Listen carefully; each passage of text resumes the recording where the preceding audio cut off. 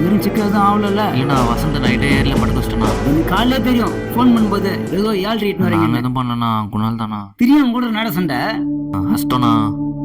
போன வாரம் தான் அவள் சொன்னேன். சார்ண்ணா. வா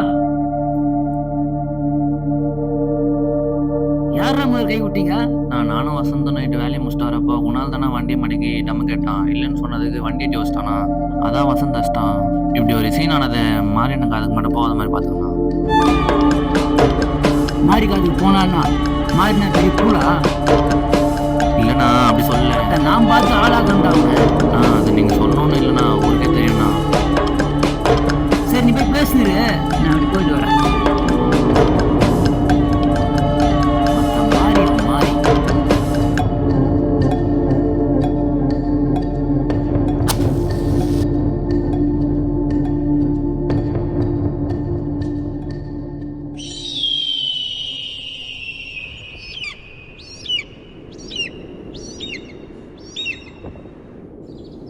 குடும்பச்சான் பார்த்துக்கலாம்.